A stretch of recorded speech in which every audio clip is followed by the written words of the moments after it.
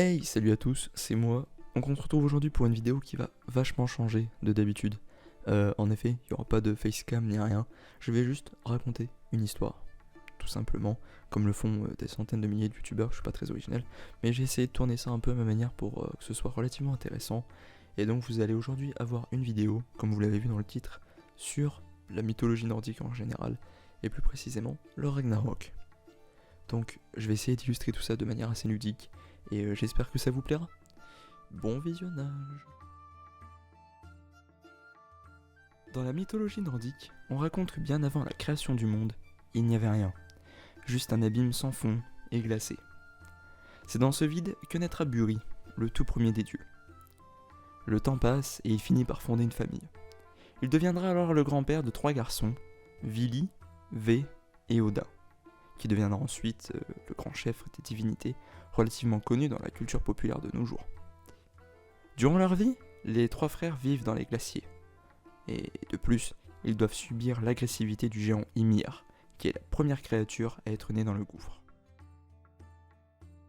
Les années passent et Ymir a donné naissance à une longue descendance de géants. Et ceux-ci se montrent de plus en plus terribles.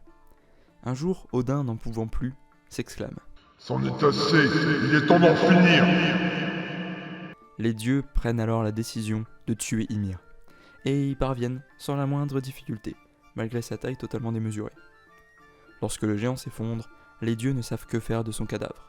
Ils décident alors de remplir le gouffre glacé, et c'est ainsi qu'ils créent un nouveau monde, Midgard. Le ciel de ce nouveau monde est créé à partir de son crâne. La terre est faite de sa chair, les mers sont faites de son sang, et les montagnes sont créées à partir de ses eaux. Car oui, en effet, il s'agit de la terre. Un jour, lorsqu'ils se promènent sur une plage de Midgard, les 2 frères repèrent alors 2 troncs d'arbres, et décident de les sculpter à leur effigie. Odin se demanda donc ce qu'il pourrait se passer s'il leur donnait la vie. Alors d'un souffle, il anima la première femme et le premier homme. Vili, quant à lui, leur a fait don des émotions et de l'intelligence. Enfin, un V leur donne la connaissance et le langage. Odin décide alors que les humains pourront vivre ici, sur la Terre, le monde fabuleux qu'ils viennent de créer. Mais les dieux n'ont alors plus d'endroit où s'installer. Et Odin veut bien entendu que les dieux s'installent confortablement. De surplus, avec son épouse Frigg, il a eu plusieurs enfants. Avec une géante, il a aussi donné naissance à Thor, le dieu du tonnerre. Et cette famille nombreuse sera en plus rejointe par d'autres divinités. À Asgard, Odin installe sa demeure, le Valhalla. Elle est munie de hautes tours et d'un toit doré. Et dans la salle principale se trouve le trône dans lequel siège Odin, entouré de ses loups et de ses corbeaux. Et chaque jour, ces oiseaux s'envolent pour l'informer de tout ce qu'il se passe dans l'univers, qui est composé de 9 mondes au sein d'un arbre gigantesque nommé Yggdrasil. Odin veille alors sur tous les mondes, mais il est surtout le dieu de la guerre. Il donne du courage et porte chance aux soldats durant les batailles. Il dirige également les Valkyries, des guerrières à cheval qui ramènent à Asgard les âmes des guerriers perdus au combat.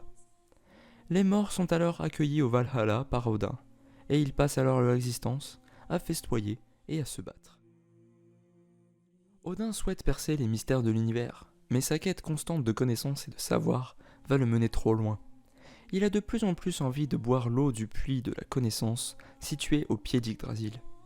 Le géant Mimir, qui est le gardien de la source, propose un marché à Odin. Il lui laisse boire l'eau du puits en échange de son œil. Et Odin accepte. Grâce à ce sacrifice, il acquiert de nombreux pouvoirs, comme celui de voir le futur. Mais ce qu'il va découvrir est terrible.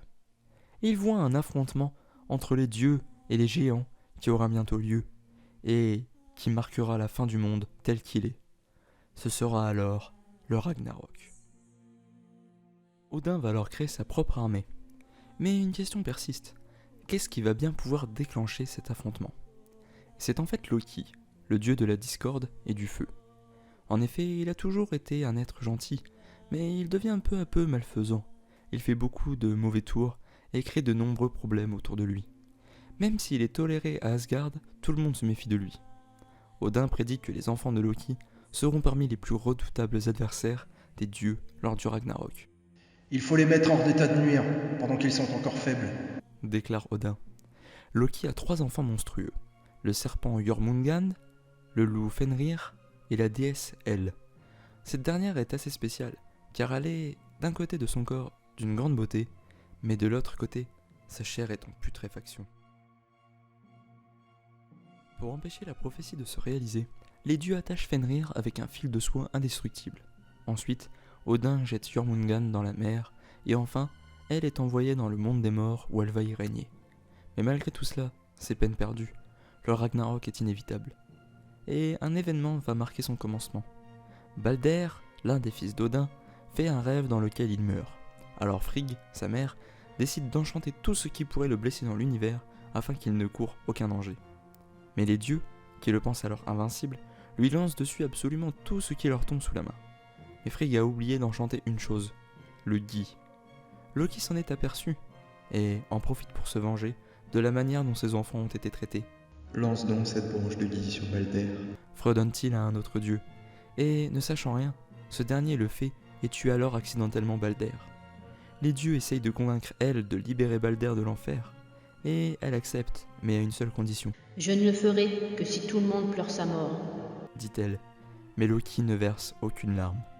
Et pour cette trahison, il sera alors banni d'Asgard. Le meurtre de Balder a de graves conséquences.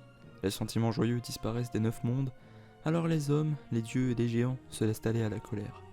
L'univers connaît alors un rude hiver qui durera 3 ans, et aux enfers, on appelle les ennemis des dieux à se rassembler. Odin le sait alors, ce sont les présages de l'imminence du Ragnarok.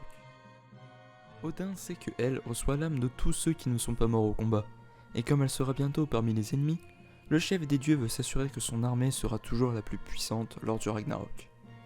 Odin provoque alors des batailles entre les hommes afin de récupérer les âmes des soldats morts sur le champ de bataille, et on l'accuse même de priver les guerriers de chance afin qu'ils soient plus nombreux à périr, et donc à le rejoindre.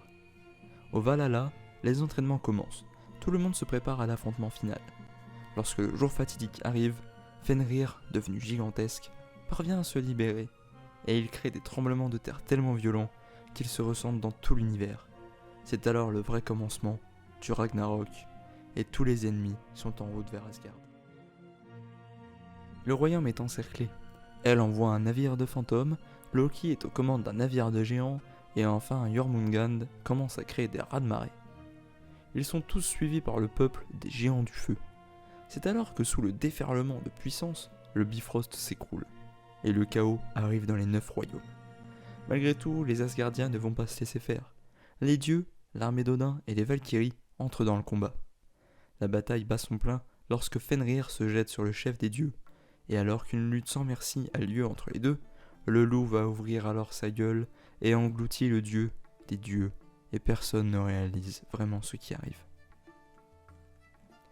Vidar, l'un des autres fils d'Odin, saute alors sur Fenrir et l'empêche de bouger à l'aide de ses pieds, et enfin, il lui transperce le cœur avec son épée pour ainsi venger son père.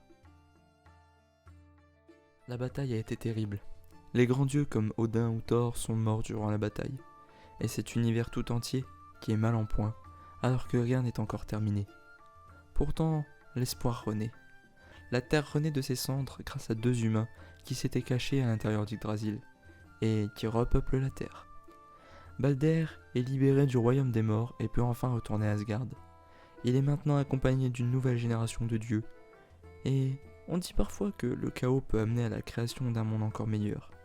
Et c'est exactement ce qui a eu lieu avec le Ragnarok. Et voilà, c'est déjà la fin de cette vidéo, j'espère que ça vous a plu. Si dans la bonne mesure des choses vous avez appris certains éléments de l'histoire, ou alors que vous ne connaissiez pas du tout la mythologie nordique peut-être, et ben j'espère que ça vous a captivé et intéressé, et que vous aurez appris certaines choses. Donc je vais vous laisser ici. Bien sûr tous les réseaux sont en description. N'oubliez surtout pas de liker la vidéo si ça vous a plu, de vous abonner et de partager. Surtout partager, ça m'aide énormément. Passez tous une agréable journée, soirée, nuit, peu importe, à n'importe quel moment.